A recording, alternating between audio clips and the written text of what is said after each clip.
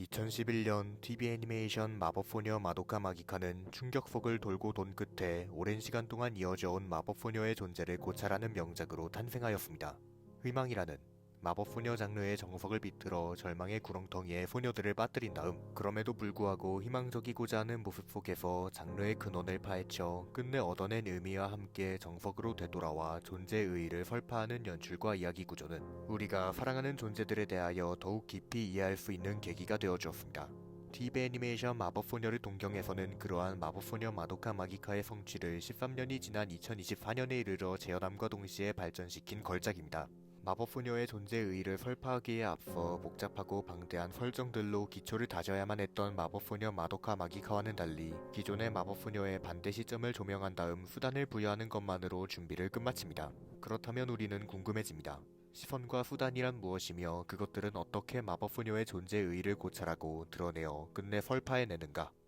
TV 애니메이션 마법소녀를 동경에서가 마법소녀라는 존재를 파헤치기 위하여 꺼내드는 이론은 해부학입니다. 서론에서 이야기한 비틀기는 지금부터 이야기할 마법소녀 해부학 이론을 증명하기 위한 시작 단계죠. 마법소녀 마도카 마기카가 발랄하고 깜찍한 희망 대신 충격적이고 암울한 절망을 내세우는 분위기의 비틀기를 시도했다면 마법소녀를 동경에서는 화자, 즉 주인공의 시점을 뒤바꾸는 비틀기를 시도합니다. 일반적인 마법소녀 장르의 주인공은 당연하게도 마법소녀입니다. 마법소녀를 동경에서는 바로 그 사실을 비틉니다. 마법소녀가 아닌 그녀들을 상대하는 악의 조직을 주인공으로 내세우는 것입니다. 때로는 타인이 나에 대하여 더 깊고 자세하게 이해할 때가 있습니다.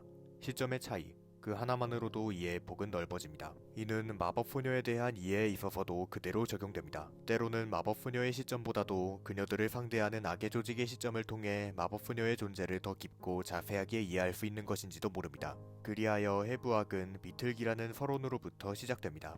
우리는 시점을 비틀었습니다. 그렇다면 이제 무엇으로 마법소녀를 해부해야 할까요? 여기서 우리의 주인공 히이라기 우테나, 악의 조직 에노르미타의 총수 마지아 베에제는 에로스라는 수단을 꺼내듭니다. 마지아 베에제는 자신의 에로스를 충족시키기 위하여 사디즘의 마술을 펼칩니다. 마법소녀 트레스마지아는 그러한 마지아 베에제의 힘에 숙소무책으로 유린당할 뿐입니다. 하지만 그럼에도 불구하고 우리의 마법소녀들은 꺾이지 않습니다. 바로 이 지점에서 마지아 베에제는 자신의 에로스를 충족하죠. 그녀가 에로스를 충족시키는 방식은 그저 자신의 가학에 대한 상대의 반응을 즐기는 사디즘에 지나지 않는다고 생각하시는 분이 계실지도 모르겠습니다. 물론 마지아 베에제는 사디스트입니다. 그러나 평범한 사디즘으로는 그녀의 에로스를 충족시킬 수 없습니다. 왜냐하면 마지아 베에제는 사디즘을 통하여 어떠한 목표를 달성시키고자 하며 그 목표가 달성되었을 때 비로소 에로스 역시 충족되어 끝내 만족하는 인물이기 때문입니다. 따라서 우리는 그녀를 사디스트의 스테레오타입으로부터 벗어나도록 하는 목표에 대하여 상기해야 합니다. 목표의 정체는 이미 제시되어 있습니다. 어떤 역경에도 불구하고 끝내 다시 일어서서 모두의 꿈과 희망을 이야기하는 마법소녀의 존재를 자신의 두 눈으로 직접 목도하는 것. 그것이 바로 마지아 베에제의 목표이자 에로스입니다. 그 목표의 달성을 위하여 히이라기 우테나는 기꺼이 마지아 베에제로 거듭납니다.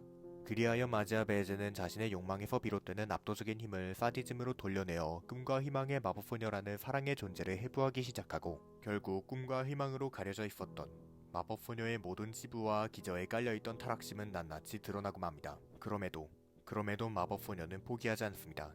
그녀들은 타락의 위기에도 불구하고 마음을 붙잡아 끝내 꿈과 희망의 마법소녀로 남습니다. 마법소녀 오타쿠 히이라기 우테나는 바로 이 지점에서 자신의 에로스를 충족합니다. 그 에로스는 이제 시청자인 우리에게로 이어집니다. 히이라기 우테나에게 있어 마법소녀의 존재를 목도하는 것은 욕망의 충족입니다. 그러나 화면 밖에서 모든 것을 지켜보고 있는 우리에게 있어 그것은 하나의 예술적 연구로 인지될 수 있습니다. 일본 애니메이션에 있어 마법소녀란 어느새 하나의 아이콘으로 자리 잡았을 만큼 오랫동안 이어져온 장르입니다. 그렇다면 이제는 장르 자체를 메타적으로 연구하여 총망라하는 작품이 하나쯤 나와도 이상하지 않을 것입니다. 그렇게 마법소녀 마도카 마기카는 등장했습니다. 하지만 불완전합니다. 마법소녀 마도카 마기카에는 결정적인 요소가 존재하지 않습니다. 사랑. 마법소녀 마도카 마기카는 마법소녀에 대한 사랑이 담겨 만들어진 작품이라기보다는 장르를 기계적으로 분석하고 비틀어 재구축한 딱딱한 작품 같습니다. 굳이 사랑을 찾아보자면 캐릭터들 간의 백합뿐이겠죠. 그렇기에 연구의 결과는 불완전해진 것입니다. 마법소녀를 동경에서는 그 불완전 속에 사랑을 채워넣어 끝내 완전하게 만듭니다. 히이라기 우테나는 마법소녀를 사랑하기에 기꺼이 반동인물 마지아 베에제의 시점에서 자신의 사랑을 해부, 끝내 그 본질과 마주합니다. 이것이 바로 연구를 완벽하게 만드는 결정적인 요소입니다. 사랑하지 않으면 이해할 수 없습니다. 사랑해야만 파고들 수 있습니다. 그리하여 사랑으로서 해부된 모든 것은 사랑의 이름 아래 하나로 합쳐지고 근원을 향하여 되돌아옵니다. 마법소녀에 대한 사랑으로 탄생한 사디스틱 에로스는 마법소녀의 존재를 일깨웠습니다.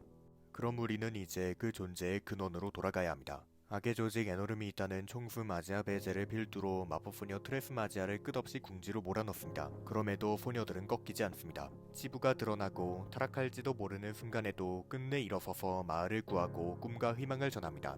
그 순간 시점은 원래대로 돌아옵니다. 역경을 딛고 일어선 트레스마지아는 이제 주인공으로서 늘 그랬듯이 악의 조직 에노름이 있다를 저 하늘 높이 날려버립니다. 이것이 바로 마법소녀 해부학이라는 예술적 연구의 결론입니다. 우리가 사랑하는 존재에 대하여 보다 깊이 이해할 수 있는 비틀린 시선 속에서 그 존재를 해부하면 본질은 드러납니다. 그 순간 시점은 근원으로 되돌아오고 드러난 본질은 당연한 시선 속 당연한 순간을 보다 당연하게 만들어 최종적으로 우리에게 이해시킵니다. 마법소녀를 동경에서는 그러한 방법론을 마법소녀의 존재와 결부시켜 제시하고 끝내 꺾이지 않는 꿈과 희망의 마법소녀란 장르의 본질, 모든 것을 증명합니다. 제시는 누구나 할 수 있습니다. 하지만 제시의 증명은 그렇지 않습니다. 그것이 바로 마법소녀를 동경에서가 걸작인 이유입니다. 수십 년 동안 이어져 오며 정립된 마법소녀의 본질을 제시하는 것은 누구나 할 수 있는 일입니다. 하지만 그 제시를 증명하는 데에는 상당한 노력과 분석, 그리고 표현력이 필요합니다. 마법소녀를 동경에서는 그러한 증명을 성공적으로 이끌어낸 작품입니다. 단순하다면 한없이 단순한 마법소녀의 본질, 진정한 존재의 의의를 세밀한 사디스틱 에로스를 통하여 해부 및 표현하고 끝내 화면 속으로 조명해내는 섬세한 과정에 우리는 찬사를 보낼 수밖에 없습니다. 누군가는 이 애니메이션을 천박함만이 가득 담긴 망상 덩어리일 뿐이라고 비난할지 모릅니다. 하지만 그럼에도 불구하고 저는 지금까지의 뜻을 절대로 굽히지 않을 것입니다. TV 애니메이션 마법소녀를 동경에서는 오랜 시간 동안 우리의 앞에 탄생한 모든 마법소녀의 존재를 전부 품은 채 딛고 일어선 다음 그들을 대표하여 화면 밖에 선언합니다. 우리는 마법소녀는 그리하여 존재한다. 이것이 바로 제가 걸작의 탄생을 목도하게 된 전말입니다. 무엇이든 누구든 그 칸을 뛰어넘게 된다면 인정해야만 한다고 저는 생각합니다. TV 애니메이션 마법소녀를 동경에서는 그러한 저의 생각에 실로 들어맞는 작품이었습니다. 저는 소위 천박한 작품을 그다지 좋아하지 않습니다. 성적 어필만으로 시청자를 끌어모으는 빈 껍데기 같다는 생각이 들기 때문이죠. 하지만 마법소녀를 동경에서는 그렇지 않았습니다. 물론 마법소녀를 동경에서는 천박한 작품이 맞습니다. 그러나 천박한 타 애니메이션과는 결정적으로 다른 점을 갖고 있습니다. 마법소녀를 동경에서의 천박함은 주제와 긴밀하게 이어져 소통하고 있음과 동시에 그 기준치를 아득히 뛰어넘고 만 것입니다. 그렇다면 이제 저는 이를 격찬하지 않을 수 없습니다. 그것은 이미 예술이니까요. 그리하여 저는 최종적으로 생각하게 됩니다. TV 애니메이션 마법소녀를 동경에서는 에로스의 걸작입니다. 오랜 시간 동안 사랑해온 존재를 해부한 끝에 그 본질을 되새기도록 만드는 천박함을 우리는 더 이상 천박함이라는 이름으로 고정시켜서는 안 될 것입니다. 그것은 사랑의 신의 이름을 빌려 칭해진 예술적 선언, 에로스이기 때문입니다.